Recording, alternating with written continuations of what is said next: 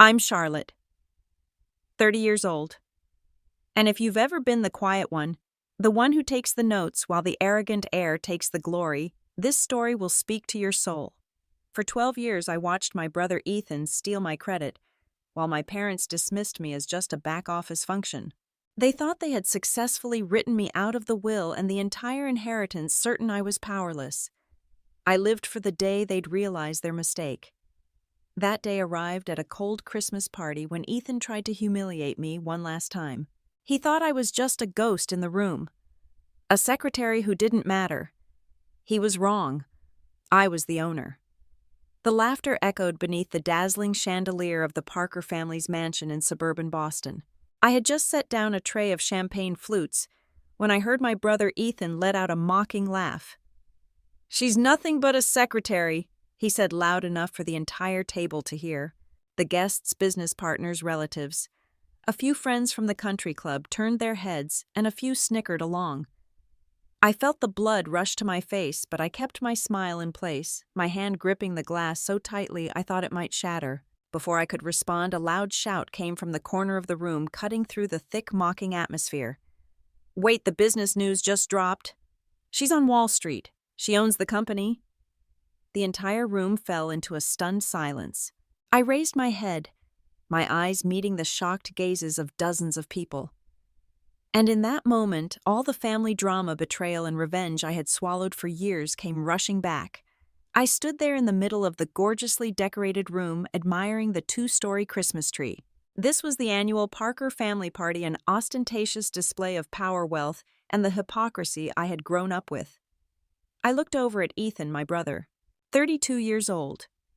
He had everything: an executive position in the family business, endless praise from my father, and an undisguised favoritism from my mother. My position. Charlotte, 30 years old, was that of a back office function. I was the one who handled the logistics, the detail work, the work Ethan contemptuously called clerical. My father, Richard Parker, never hid the fact that the will and inheritance were entirely for Ethan. I was always excluded from the important discussions about the company's shares. "Charlotte, my dear girl, could you get some more coffee?" my father would often say during important family meetings. Just last year, I remember handing Ethan the final polished contract for the acquisition of the Boston Harbor complex, a deal I had analyzed and structured entirely myself. Richard had simply said, "Well done, son," without even meeting my eyes. That memory was a cold, sharp spike driven into my heart. I had grown used to such words. I had learned to accept that I was just a small part of the big wheel of the Parker toxic family. This constant calculated dismissal had built a fortress of steel inside me, a filter that allowed me to smile while channeling the humiliation into quiet resolve. After hearing the man's shout, all eyes were on me. Ethan stared, the usual arrogance replaced by fear. My mother Evelyn stepped forward, her eyes sharp with worry. "Charlotte, what's going on?" she asked, not for me, but for the perfection of the party that had just shattered. I didn't answer. I just looked straight into Ethan's eyes. A slow smile spread across my face, a smile with none of Christmas's warmth, only the steel of karma. It was a secret I had kept, a hidden truth that the entire Parker family would soon have to face. I recalled all the times I had been treated with injustice, from a birthday forgotten to the mocking words at every party. But no one knew that while they thought I was just a glorified assistant, I had quietly built an empire of my own. And this was the moment for them to see the tables turn. The truth wasn't just that I was the owner of a company on Wall Street, but that I was no longer Charlotte to be dismissed. It was time to start my story of revenge. After Ethan's cruel laughter at the Christmas party, the memories flooded back like scars that never quite healed. Outsiders might have thought I was just another quiet role at Parker Real Estate Group, but they didn't know the history behind those glass walls.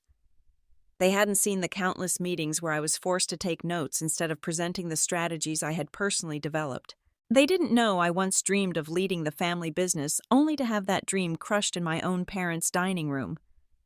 Parker Real Estate wasn't just a company. It was a dynasty.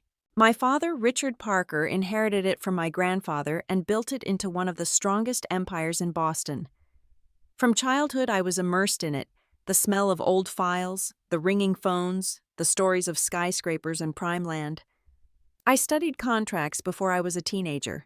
I could analyze markets, predict trends, and by the time I finished my MBA, I believed I was ready to stand beside my father steering the company forward. But in his mind, business was for men.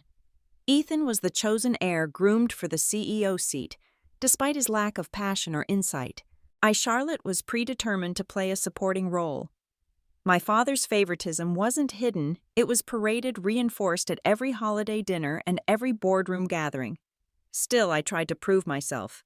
I spent months developing a digital marketing strategy, an SEO-driven model that pushed sales to new levels. It even caught the attention of a national industry publication, but the praise never reached me. My father publicly credited Ethan with the work. Ethan, of course, accepted every compliment. I confronted my father once, desperate for recognition. "Dad, I did all that work. Why did you say it was Ethan's?" Richard's eyes were cold. "Charlotte, my dear, the company's image matters more than your feelings. Ethan receiving credit is better for us all." My mother, Evelyn, only deepened the wound. Whenever I tried to argue, she smoothed over the conflict. "Don't make things difficult, darling," she would whisper. Her silence was a choice, a decision to maintain harmony at my expense. The years piled on each one heavier than the last. I will never forget my 27th birthday, sitting alone in the conference room with a tiny cake I'd bought for myself, the candles flickering against the glass walls. Not one person remembered. An old retired colleague called me that evening, and when I told her, she wept for me. But the sharpest cut came one night when I passed my father's office and overheard his voice through the half-open door. He was speaking to Mr. Smith, the family lawyer. "The new will," he said. "Everything goes to Ethan. Charlotte already has a job. No need to worry about her inheritance." The word excluded wasn't spoken, but it thundered in my mind. My father hadn't just dismissed me, he had erased me. The final confirmation came months later at a family dinner. Richard raised a glass to Ethan, pride radiating from his face. "Ethan will take Parker Group to a new level," he declared. "A brilliant future awaits us." They thought I was finished. They thought I would remain the forgotten daughter. But in that silence, a fire ignited in me. I looked across the table at Ethan's smug grin and realized something neither he nor my father understood. Every slight, every act of favoritism had been training. I had learned how their empire worked. I knew every strength and every weakness. They wanted me invisible. Instead, I would become unstoppable. I sipped my wine and said nothing. But inside, my decision was made. I would build something of my own, an empire beyond their reach, beyond the will, beyond the Parker name. They thought they could write me out of existence, but I was already writing them out of power. I still remember the feeling when I walked out of Parker Real Estate for the last time with a cardboard box in my arms. Inside were a couple of photographs and a worn-out planner, 12 years of loyalty reduced to scraps. Ethan didn't even look up from his computer. My father had his assistant send me a cold one-line email. That was their farewell. For a moment, standing on the sidewalk, I felt hollow. The dream of working beside my father had died. But as the cold Boston air filled my lungs, grief twisted into something sharper: liberation. By casting me out, they had handed me the key I needed. I wasn't going to waste a single day. I took my modest savings and the only inheritance not tied to Richard Parker's will, a trust fund left by my grandmother. She had always sensed the favoritism in our family, and she had quietly left me a small seed of independence. It wasn't much, but it was enough to start. I called it Clara Capital. At first, it was just me and a rented desk in a co-working space. I leaned on what I knew best: digital marketing, the very strategies Ethan had stolen and claimed as his own. But I quickly realized real estate was too slow, too entrenched in my father's world. I wanted a battlefield where the Parker name meant nothing. That's when I found DeFi. Decentralized finance wasn't about legacy or inheritance. It was about logic, algorithms, and vision. I studied until 2 a.m, night after night: investment pools, algorithmic trading, tokenized assets. It was risky, volatile, exhilarating. And for the first time in my life, my worth was defined by my ability, not by a family name. The early experiments worked. My small pools grew. Investors began to notice. But I knew money alone wouldn't protect me from my family. For that, I needed strategy. I called Nina Rodriguez, my old college friend who had become a rising star in corporate law. We met in a quiet Manhattan cafe, her presence as sharp and steady as ever. "The best defense is ironclad paperwork," she told me. "Your family will underestimate you. We'll make sure every share, every contract is unassailable. They'll never see you coming." With Nina's help, Clara Capital became a fortress. She built layers of holding companies' protections hidden in the fine print. Every move I made was legally invisible to Richard's lawyers. 2 years of relentless work paid off. Clara Capital, now NovaCap Holdings, was gaining recognition. Then came the moment that felt like destiny. I walked into a sleek conference room in Manhattan for a meeting with a major investment fund. Sitting across from me was David Raines, the same man who had once been Parker Real Estate's biggest client, the one Ethan had driven away with arrogance. He studied me for a long moment before leaning back with a smile. "Charlotte Parker," he said slowly. "I remember you. You were the one behind that New Jersey proposal, weren't you? They told me it was Ethan's work, but I knew better. Your strategy was 10 steps ahead of his." For a heartbeat, I couldn't speak. Years of silence, of invisibility, seemed to shatter in that single recognition. David extended his hand. "You've got the vision, Charlotte. Let's talk about partnership." When I walked out of that meeting, the contract signed, the city lights of New York seemed to burn brighter. For the first time, someone outside my family had seen me for who I truly was: not a secretary, not a pawn, but a leader. I was no longer the forgotten Parker. I was founder, CEO, and strategist.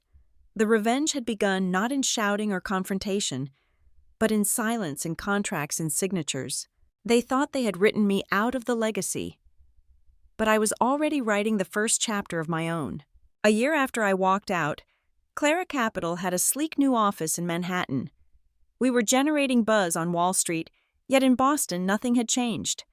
At the Parker mansion, Ethan was seated at the head of the Christmas table like a petty king, while my father toasted his heir.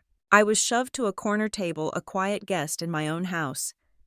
The room glittered with holiday warmth, but for me it was only stage lighting, designed to crown Ethan and erase me.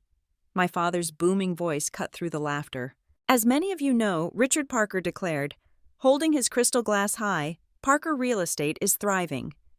And to ensure continuity, I am proud to formally announce that Ethan will assume the CEO position next year. This is the future of the Parker name." Applause thundered. Ethan smirked directly at me, savoring his victory. I sat still, though, inside. It felt like a blade twisting deeper. My face felt frozen, a mask I had perfected over years of enduring this toxic family dynamic. Later, the gifts told the story more plainly than words. My mother placed a heavy wooden box into Ethan's hands, a vintage Patek Philippe, a family heirloom symbolizing time and legacy. To me, she handed me a small wool scarf awkwardly wrapped. "For the cold New York winters," she said flatly. "A priceless watch for the heir. A disposable trinket for the forgotten daughter." It was an act of deliberate, quiet cruelty. The pain of that betrayal was immediate and sharp. Then came the public humiliation. An older relative, Uncle George, approached me. "So Charlotte's still doing your thing up in the city? What is it marketing?" Ethan, overhearing, cut in quickly, draping an arm around my shoulder in a falsely affectionate gesture. "Oh, she's doing some back-office function in Manhattan, Uncle. Just running a little company, a cute little fintech thing. Nothing big. Parker Group is where the real game is played, right, sis?" I smiled up at him, a genuine chilling smile. "It's the only game I need to win, brother." I needed to escape before the fury cracked my mask. Passing the library, I paused. The sound of Richard's voice, devoid of all warmth, was coming from inside. It confirmed every fear I had ever held. My father was speaking to Mr. Smith, the family lawyer. "You must finalize the amendments to the will tomorrow," Richard said, each word sharp with authority. "I want her cut off completely. All controlling shares and stock to Ethan. Charlotte is not to receive a cent of the company or the mansion." The lawyer hesitated. "But Richard, she is still legally your heir." Erase her, my father snapped, his voice cold and absolute. I will not have her toxic family issues or her petty ambition interfere with Ethan's legacy. She has her own life now, and I've made sure it stays small. The words landed harder than any courtroom verdict. My father wasn't just denying me a role in the company, he was erasing me as his daughter. It was the ultimate height of injustice. I stepped silently onto the balcony, the snow settling against my coat, as warmth and music spilled from the house behind me. My hands were shaking not from cold, but from the realization that this was truly the end of my life as a Parker. I saw my family for what they were, not guardians of a legacy, but executioners of my identity. They thought the new will was the end of me, that with a few signatures they had sealed every door to my future and my inheritance. But what they didn't know, what none of them ever suspected, was that I had already found another door, the one protected by the fine print. And when the time came, I would walk through it with enough force to bring the whole house down. The party roared on inside. Outside, I whispered to the snow, "They think they've erased me, but all they've done is give me a reason never to forgive." That morning, I stood facing the soaring glass tower in Manhattan. The Times Square news bulletin was running a fresh headline: Clara Capital rises to prominence with innovative DeFi investment strategy. The blue neon text flashed in the cold light, making me blink. My name, my company on Wall Street. I laughed to myself, remembering Ethan's mockery at the Christmas party. She's nothing but a secretary. If he could see this screen, he would know the truth was radically different. Clara Capital was no longer a vague notion or a tiny startup. We had just sealed a major contract with a powerful real estate investment fund in Chicago, opening the doors wide to the larger market. Our distinct edge, the fusion of traditional property assets with my innovative DeFi investment strategy, was paying off. In just 6 months, this aggressive approach had helped the company triple its profit. The recognition was undeniable. Major publications were picking up the story. I saved one headline in particular: Clara Capital from real estate marketing to Wall Street disruptor. We were officially active on the public market, trading our first batch of shares and stock. This was the real, undeniable moment of payback. Every morning I watched the live ticker on my monitor. I remembered being excluded from Richard's discussions about shares as if I were a child. Now, as I watched Clara Capital's stock tick up 1 point then another, I felt a deep, cold satisfaction. That small movement meant more than all the symbolic inheritance Ethan was set to receive. The success brought the expected attention and also the predictable attempts to co-opt it. I received an overture from a mid-sized investment firm in Boston, owned by the Rutherford family, longtime rivals of the Parkers. "We want to partner with NovaCap to acquire Parker Group's stock," Mr. Rutherford's lawyer stated on a call. "We can offer you a substantial position." I politely declined. "I appreciate the interest, but Clara Capital doesn't need to partner with old rivals to achieve its goals," I told them. "We are buying on our own terms with our own capital." I was making my own deals on my own chessboard. This success led to my first major public appearance. I was invited to speak at an international finance conference in San Francisco. Standing on the podium, addressing hundreds of powerful, unfamiliar faces, I felt a confidence I had never known working under the suffocating roof of Parker Real Estate Group. I spoke about the power of transparency and why outdated corporate governance models would inevitably fail in the new age of fintech and DeFi. I didn't mention my father Richard or my brother Ethan, but every word was a deliberate, subtle critique of their old guard methods. The media coverage was instant. My picture, looking determined and authoritative, ran everywhere. Charlotte Parker, the new face of Wall Street. I knew finally that the secret was out. That Friday evening, my mother Evelyn called me in New York. Her voice sounded strained. "Charlotte, where are you?" Your father is furious." The family drama was finally erupting. I later pieced together what happened at the mansion. Ethan naturally had seen the news about Clara Capital on his phone during a small gathering. He had scoffed, attempting to maintain his arrogant facade. "This Clara woman is moving fast." "Who is she?" Richard Parker had frowned, suspicious. "I've never heard of this company. They're buying up too many competitor assets. Who is behind this? My mother. Evelyn had hesitated, looking nervously between my father and Ethan. Isn't that Charlotte's company? A heavy silence had fallen. They were so blinded by their favoritism and manipulation that they couldn't conceive of my success. They had tried to write me out of their reality, and now reality was knocking on their door. Mom hung up quickly, but Ethan soon called. His voice was no longer condescending, but filled with suspicion and a dangerous edge. So I see you're playing CEO now. Cute, he said, his tone mixing mockery with genuine fear. Is this little company of yours legitimate, DeFi? It sounds like some kind of gambling. Don't forget where you came from, Charlotte. I took a slow, steady breath. This was my first direct confrontation.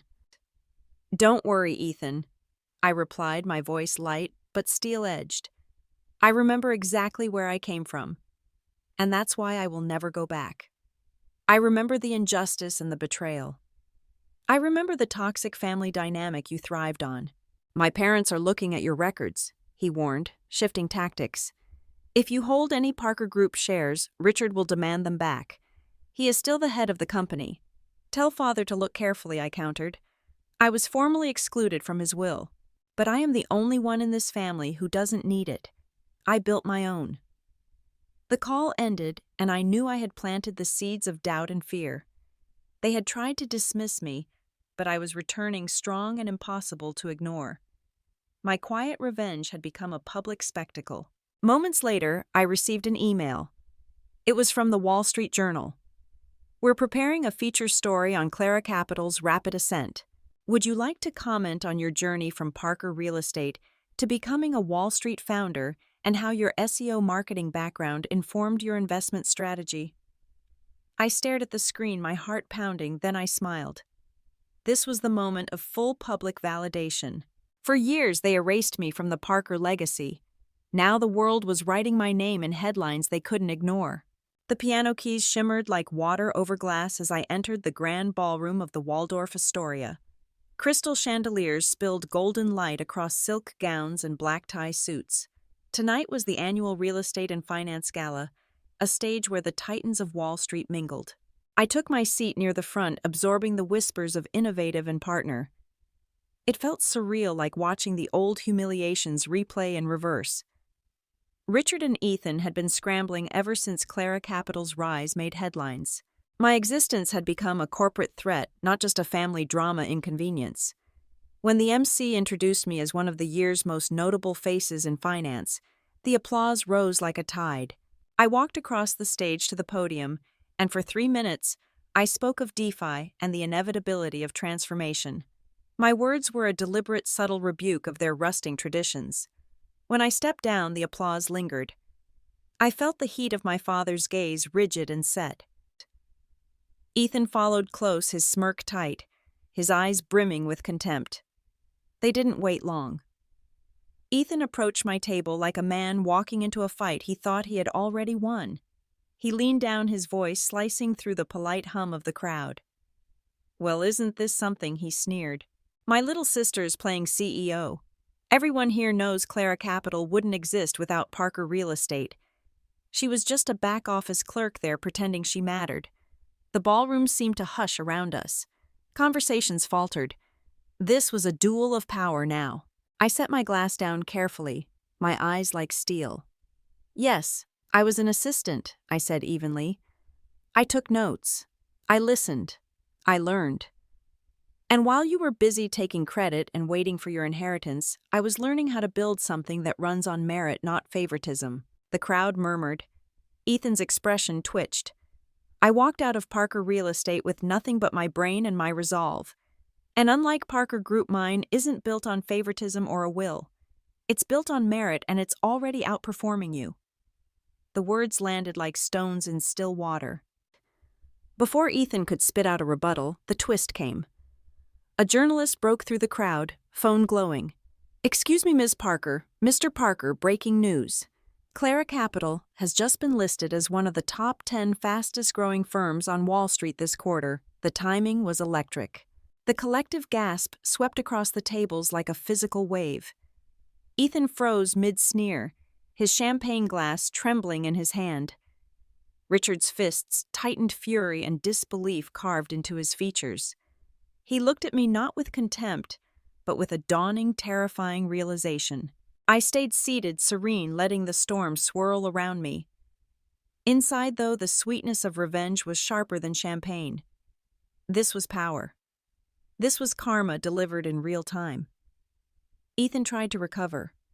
He leaned in again, his voice low but venomous.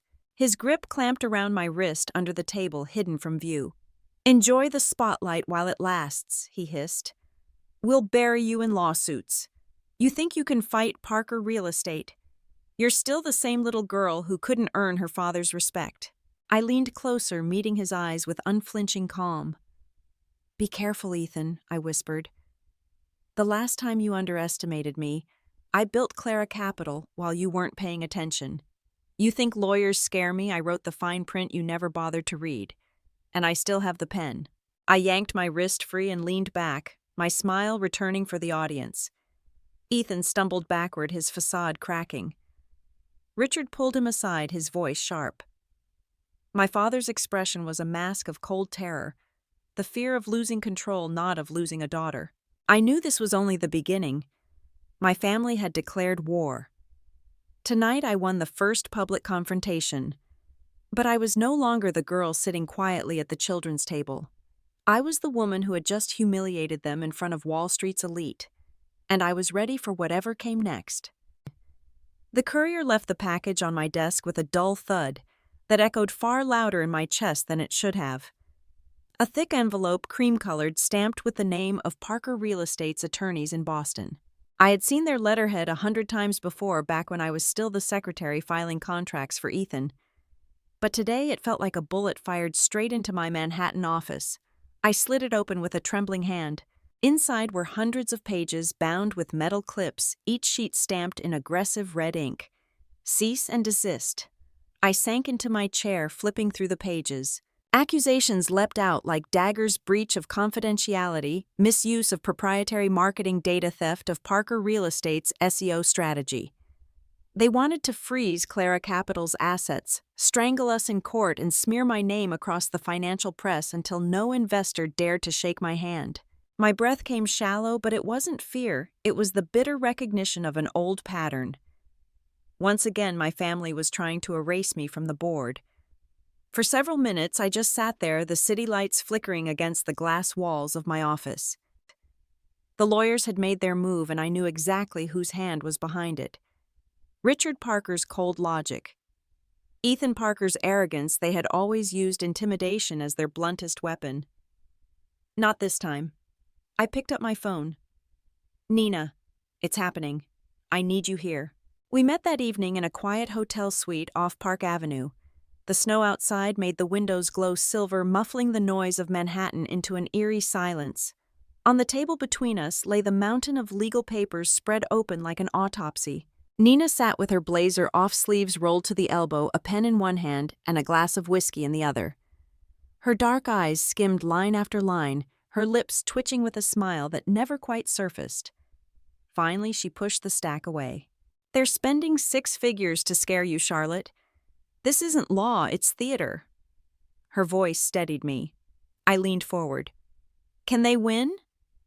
"No," she said flatly. "You never signed an NDA when you left. I checked your files last year when we set up Clara Capital's incorporation. And even if you had, you're not in real estate anymore. You're fintech and DeFi. They don't even operate in that space. They can huff, but they can't bite." Relief loosened something tight in my chest, but Nina raised a finger. "What they can do is fight in the press. Ethan's already crafting a story. The greedy sister, the secretary turned thief.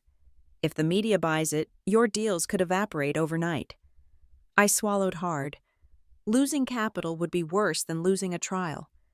Clara Capital lived on momentum, so I asked quietly, "How do we stop them?" Nina's gaze dropped back to the oldest papers on the table. These weren't the flashy new filings, but the incorporation documents I had carried with me years ago, stuffed into a folder no one ever thought twice about. Old bylaws, dusty signatures from my grandfather's era. Her pen froze on a line. Wait.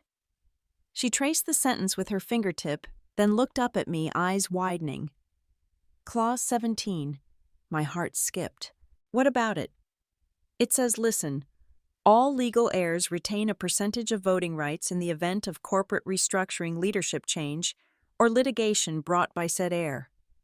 The words seemed to pulse on the page, glowing with a power I hadn't realized was there. This is a relic, Nina murmured, half in awe. Your grandmother must have inserted it probably to protect against exactly this kind of favoritism. Richard ignored it because he thought the will controlled everything. But corporate bylaws outrank a will in governance matters. I gripped the edge of the table, my voice barely audible. So, even though Father cut me out of the inheritance, you never lost your rights.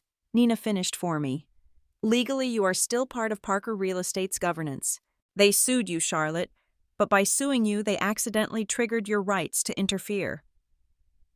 The silence that followed was electric. My pulse hammered in my ears. For the first time, I realized I wasn't just defending myself. I had leverage. I had a weapon. For the next 3 nights, I barely slept. I sat in my Manhattan apartment surrounded by papers, highlighted clauses, and old board minutes. Every piece of evidence Ethan had tried to bury was now fuel for my retaliation. Jessica emailed me late one night, subject line, "I'm ready." Attached were internal memos proving Ethan had stolen her work, bullied staff, and manipulated numbers to cover his incompetence. 2 other ex-employees reached out as well, each with their own scars from the Parker empire. The stories all carried the same thread: arrogance, injustice, favoritism. I gathered everything into a thick file, my own board dossier. On the 4th night, I stood on the balcony with the folder in hand, the winter wind slicing through my coat. The Manhattan skyline glittered below, indifferent and eternal.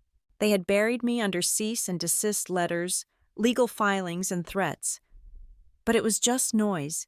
I had the facts. I had the law. And now I had the hidden truth. I closed my eyes and whispered to the dark city, if they want war on paper, I'll give them one. But they forgot I've been reading the fine print since the day they erased my name. The decision crystallized in that moment. The next battle wouldn't be fought in this hotel room or in a courthouse. It would be fought in the Parker mansion itself, where the family drama had begun, and where it would finally be burned down. The courtroom in downtown Boston was packed to the rafters, the air heavy with anticipation. Reporters pressed against the walls, cameras poised to capture every flicker of expression. This wasn't just another corporate case. This was a family drama dragged into the open, a raw spectacle of betrayal and revenge dressed in the sterile language of the law. On the plaintiff's side sat my father, Richard, stern and unforgiving, and Ethan, my brother, wearing that familiar smug smile. He adjusted his silk tie as if preparing for a legal victory, not a deposition.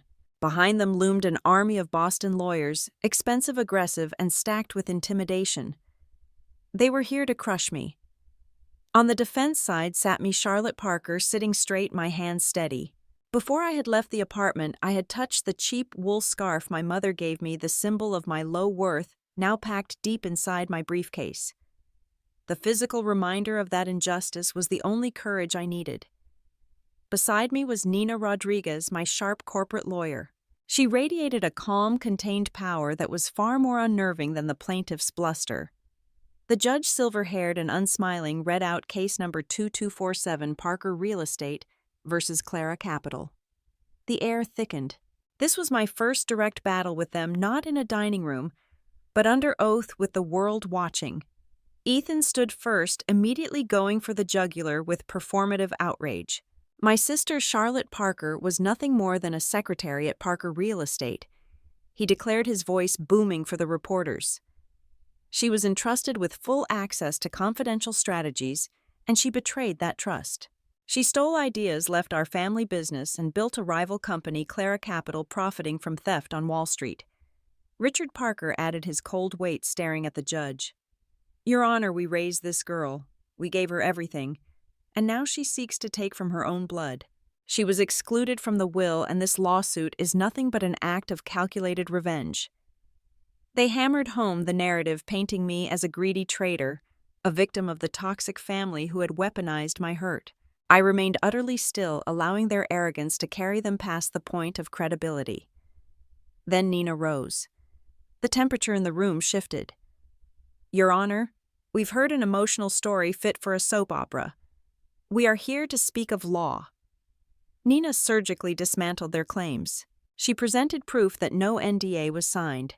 She submitted Clara Capital's public filings, proving the company operated in fintech and DeFi, a sector Parker Real Estate had ignored. The plaintiff's claim collapses on the grounds of both fact and law, Nina stated. Now let us discuss the plaintiff's own ethical standards. She slid an exhibit toward the judge, an email provided by Jessica detailing how Ethan had taken credit for a junior employee's SEO project. "My client is accused of theft, Your Honor," Nina said, her voice cutting. "Yet here is evidence of similar behavior by the executive who is suing her." The judge frowned, turning his gaze to Ethan. "Mr. Parker, do you deny the authenticity of this internal email?" Ethan flushed crimson, scrambling to regain control. "That is an internal matter, Your Honor. It has no bearing on this case. It speaks directly to motive and character, Your Honor," Nina countered smoothly. Then came the turning point. The judge asked about the inheritance claims. Nina submitted the decades-old Parker Real Estate bylaws. She pointed to Clause 17. This clause, written long ago, states that all legal heirs retain voting rights if the company is attempting a major restructuring, a leadership change, or is involved in litigation with an heir. My client, Ms. Charlotte Parker, has never signed away those rights. This hidden clause is binding regardless of the recent will Mr. Parker drafted to exclude her. The revelation hit the courtroom like a shockwave. Richard Parker's face went pale. He had overlooked the foundational corporate document. He realized the colossal mistake his arrogance had led him to. I finally spoke, looking directly at my father, who was shaking with impotent fury. "They wrote me out of the will, Your Honor. They erased me from the family. But they forgot that family can't be erased from the law. Clause 17 protects my rights. They brought this lawsuit seeking injustice, and now they face payback." When the judge called a recess, Ethan lunged toward me, his voice a low, terrifying growl. "You think this clause will save you? This is war. I will bury you, Charlotte." I met his eyes. My composure absolute. "Funny," I said softly. "I thought you already did. But here I am, not in the secretary's chair. In yours." The court hearing was recessed for 3 weeks, but the war was far from over. Every day the press mentioned Clara Capital right alongside Parker Real Estate, not just in the business section, but on the morning news shows. If I had once quietly sat taking notes beside my brother, now I was the one writing the narrative. And this time, it wasn't just the law on my side, but the public, the forgotten former employees, and even investors on Wall Street were starting to see me in a completely different light. I understood that to win this revenge, I couldn't just fight in the courthouse. I had to fight in the court of public opinion. I agreed to an interview on a major financial news channel, sharing my journey from being a marginalized secretary to becoming a founder on Wall Street. "Sometimes," I said, looking directly into the camera, "the people you trust most can overlook your worth. They try to fit you into a box that benefits their own narrative. That's when you must create your own table." My words were calm, poised, and utterly authentic. The media loved it. The headlines that followed, "From Betrayal to Boardroom, the Clara Capital Story," successfully rebranded me from the accused corporate thief to a courageous survivor. My public stance fueled a critical alliance. I scrolled through my phone, feeling the power of collective karma unfold in real time. My screen was filled with the hashtag #Parker. Injustice, with angry former employees sharing stories of favoritism and manipulation. This wasn't a PR stunt. It was a genuine outpouring of anger. A local newspaper ran a feature exposing Parker's history of underpaying female staff and deliberately sidelining talented women to ensure Ethan's promotion path was clear. This was the family drama I had lived with, now public for everyone to see. Curious, I tapped one notification and opened a thread. The comments hit like small, honest detonations. He stole my entire pitch and got promoted. I left because they refused to listen to women. They called her help in meetings and handed Ethan the credit. It's time people knew. I have screenshots of unfair evaluations. I'll get them to you if you need them. I read them aloud in my office, the words hanging heavy in the quiet. My own voice surprised me quieter than I intended, as though I didn't want to break the fragile rawness of their testimony. Each comment was like a shard of glass reflecting my own story back at me. For years, I thought I was suffering alone, invisible in the shadow of my family's empire.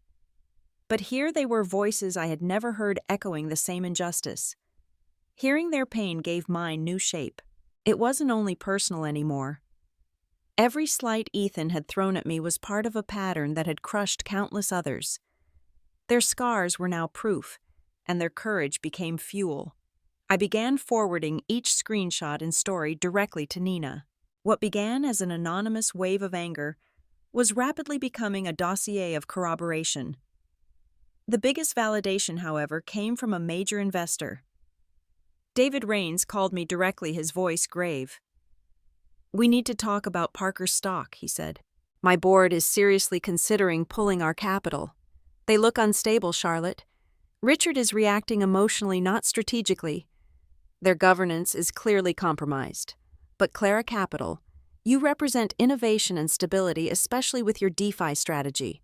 This was the final, most painful blow to Richard Parker. Losing a major strategic investor like David Rains signaled the collapse of the so-called inheritance legacy he had fought so hard to protect for Ethan. The value of Parker's shares began to plummet, driven down by both the internal scandals and the external threat of my successful company. The karma intensified with an unexpected mini-hook.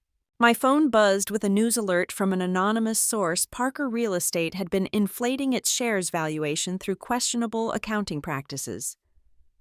This wasn't from me, but from a different financial news source entirely unconnected. The pressure intensified from all directions, driving Ethan into a state of panic-fueled rage. He called, screaming that I had orchestrated the entire market collapse, but I simply hung up. His attempts at manipulation were utterly powerless now. The combination of the hidden clause and the public scandals had given me undeniable leverage. With the help of my lawyer Nina, I exercised my rights under the bylaws to demand an immediate emergency meeting of the board of directors. I stood on the rooftop terrace of the Clara Capital office, looking toward the distant lights of the Parker mansion in Boston. They had thought they could quietly eliminate me. But every headline, every stock chart, every whispered rumor, they were all now writing my revenge for me. The time for quiet strategy was over. The time for the final confrontation was here. The night before the emergency Parker Real Estate board meeting, I barely slept. News was swirling across Wall Street that Ethan planned to announce a massive partnership deal, potentially big enough to overshadow Clara Capital. With my father backing him, Ethan was certain he would humble me before the investors and the media. But he didn't know that I had gathered enough evidence, assembled enough allies, and prepared a final document that would expose every manipulating hand right there in the boardroom they had once excluded me from. In the eerie quiet of my Manhattan penthouse, the pressure felt like a physical weight against the glass walls. I couldn't just hear the frantic planning taking place 300 miles away at the Parker mansion. I could visualize it. I pictured Richard pacing the library, barking orders to staff and lawyers, while Ethan rehearsed his flashy slides, the same smug smirk etched on his face. They were preparing for war. So was I. Their strategy was clear: public relations blitz and legal preemptive strikes. Ethan and Richard were finalizing their global expansion plan, a desperate, costly gambit designed to inject confidence into Parker Real Estate's faltering stock. Ethan, driven by sheer pride and favoritism, was also preparing a detailed dossier to publicly smear me, accusing Clara Capital of fraudulent stock practices and reckless DeFi investments. They believed the board, still loyal to Richard's authority, would believe the executive brother over the estranged sister. But the cracks in the toxic family were already showing. While reviewing market data on my phone, an old contact who still worked inside the mansion sent me a transcription of a heated argument. "Ethan, this is your fault, Dad. Your damned favoritism. If you hadn't been so arrogant and signed off on giving her those initial shares as hush money years ago, She wouldn't have the capital to do this, Richard. I signed that because she was a secretary. She was insignificant. It was the cheapest way to make her disappear from the company. Don't you dare question my judgment, Ethan. The message ended there. They were tearing each other apart. Their betrayal of me was now betrayal of each other, confirming that the foundation of their power was built on arrogance and control, not loyalty. I spent the evening with Nina meticulously reviewing the final board dossier. The file was thick proof of dozens of backdated contracts and vague financial transfers signed by Ethan. "This is beautiful, Charlotte," Nina said, tapping the file. "Every transfer of funds, every hidden expense report, it all proves a pattern of manipulation. Your evidence is unimpeachable." My strategy was not to talk. It was to present facts. I had written only a 3-sentence statement. The rest would be in black and white ink. "When you have the truth." Nina reminded me, her eyes unwavering. "You don't need to yell." Our network of support was growing stronger. David Raines, the prominent investor, had confirmed his attendance as an observer, an unmistakable signal to the board that Wall Street no longer trusted the Parker leadership. Jessica and the other former employees were ready on standby, prepared to testify to years of injustice and Ethan's toxic manipulations. This wasn't just my fight anymore. It was becoming a reckoning for everyone they had crushed along the way. Then came the mini-hook, the final piece of betrayal that made my pulse race. My phone vibrated with an encrypted anonymous text message. It wasn't words this time, but a photograph of a confidential draft document. The title burned across the top of the page, "Proposed Board Resolution Amendment to Voting Rights." Highlighted in yellow was the devastating clause, "Any heir currently under litigation with Parker Real Estate shall have all inheritance-based voting rights suspended." I felt my breath catch in my throat. This wasn't a general exclusion I overheard years ago. Ethan was preparing to gut Clause 17 itself, the hidden protection my grandmother had left me. He planned to manipulate the board into voting me out of existence, rewriting the very foundation of the company to erase me permanently. I looked at the old photograph I kept on my desk, me at 10 years old, sitting quietly at the edge of a Christmas table. "They think they can erase me with a signature," I whispered to the skyline. My voice was steady now, cold and sharp. "They think the board's vote is the final word. But tomorrow, I won't just take my seat at the table. I'll take the whole table if I have to, and I'll use it to write my own will for this company." The fear that had once held me down was gone. In its place was a chilling clarity. I had the law, the evidence, and the truth on my side. I closed my laptop and placed the thick dossier into my leather briefcase. The payback was ready. Tomorrow morning, the boardroom that had once shut its doors in my face would be forced to open. And this time, I wouldn't be walking in as a secretary. I would be walking in as their reckoning. The penthouse boardroom of Parker Real Estate headquarters was gleaming, the glass ceiling reflecting the cold winter morning light. The long mahogany table stretched like a battlefield, polished until it glowed. But beneath the surface, the tension was palpable. Every member knew the stakes: the collapsing stock price, the public scandals, and the looming threat of the hidden clause that had suddenly come alive. Ethan strode in first.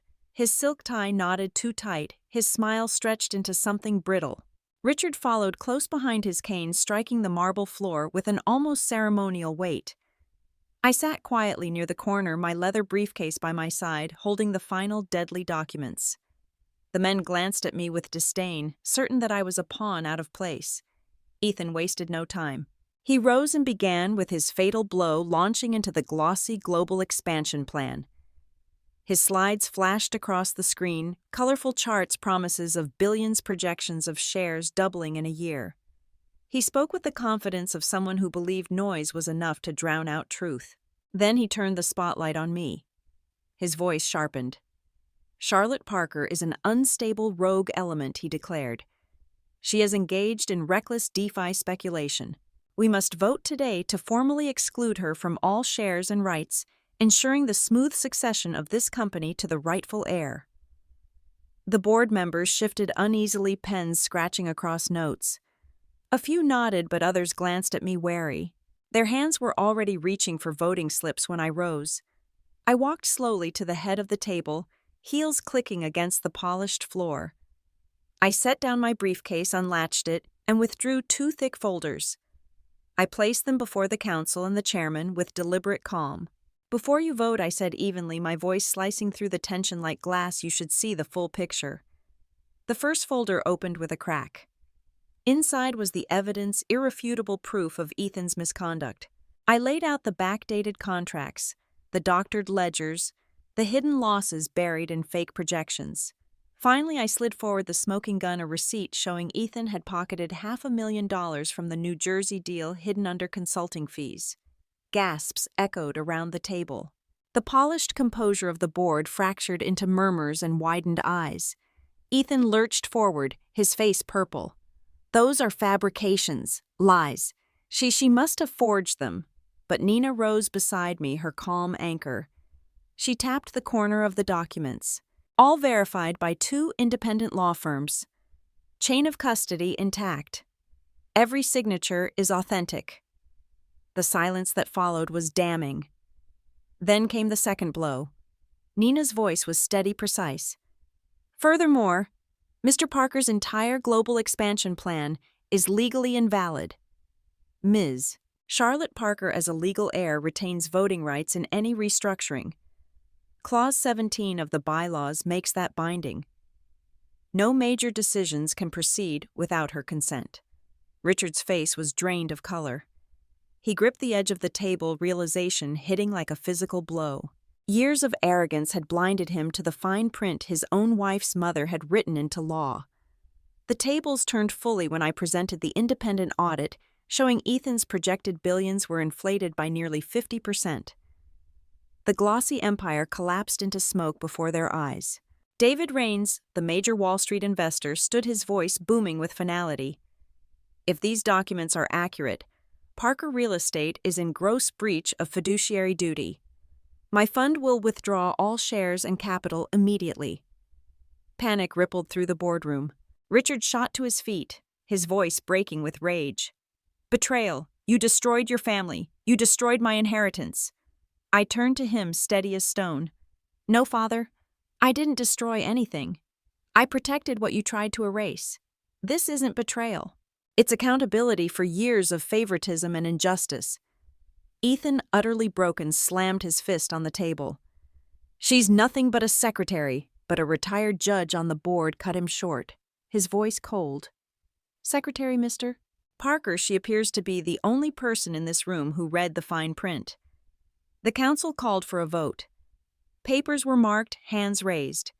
The decision was unanimous. Ethan was suspended immediately. Richard was placed on indefinite leave. The chairman turned to me. "Miss Charlotte Parker, by the authority of this board, you are appointed interim CEO of Parker Real Estate." For a moment, time held still. I looked at the chair at the head of the table, the chair Ethan had believed was his birthright since childhood. My pulse thudded not with fear, but with clarity. I walked to it every step, echoing the journey that had brought me here. The scarf on Christmas night, the forgotten birthday candles, the mocking laughter under the chandelier. I lowered myself into the CEO chair. My hands didn't shake. The room watched in silence. For years they called me nothing. Today nothing just became everything. 3 months after that historical board meeting, I sat in the glass-walled office of Clara Capital, looking down at the bustling stream of humanity on Wall Street. This office was a world away from the cramped, marginalized corner I once had at Parker Real Estate. There I was dismissed as nothing but a secretary. Here on my desk were reports showing record quarterly profits. The Parker mansion in suburban Boston still stood, but for the first time it cast no shadow of power over me. I was no longer the daughter excluded from the will, but myself the woman who had written her own destiny. The consequences of that boardroom reckoning were swift and severe. Ethan, my brother, now faces criminal investigation, his golden inheritance utterly destroyed. Richard Parker, my father, was forced into permanent retirement. The entire structure of the toxic family dynamic, built on favoritism and manipulation, had crumbled under public scrutiny. I quickly established order. Utilizing the controlling shares I had acquired, I integrated Parker Real Estate with Clara Capital to form the NovaCap Real Estate Group. The rival became the foundation for a new honest enterprise. I appeared on the cover of Forbes from secretary to CEO, the revenge that built a Wall Street legacy. But the deepest healing wasn't on the balance sheet. It was internal. I began therapy, finally processing the years of betrayal and injustice. I realized that the core of my revenge was not about making them lose money, but about reclaiming the self-worth they had deliberately stolen. The final piece of the family drama came with Evelyn, my mother. She came to my office looking frail. The shame of years of silence was etched onto her face, a clear expression of her own internal wreckage. She confessed her fear of Richard's control and how she had secretly given me the initial shares from my grandmother's trust years ago. Her silence was a desperate attempt at protection. "I was so scared, Charlotte," she whispered, twisting her hands. "I stayed silent because I thought if I spoke up, he would destroy you completely. I never saw another way out of his control." I looked at my mother, the resentment finally giving way to pity. "I understand, Mother," I corrected softly. "You were caught in his toxic system too. My fight was never with you. I forgive you for your silence because you were also a victim of his manipulation." One cold afternoon, my receptionist buzzed my line. "Mr. Ethan Parker is in the lobby. Ms. Parker, he's asking for 5 minutes of your time." Ethan walked in haggard. "But I need a chance to start over.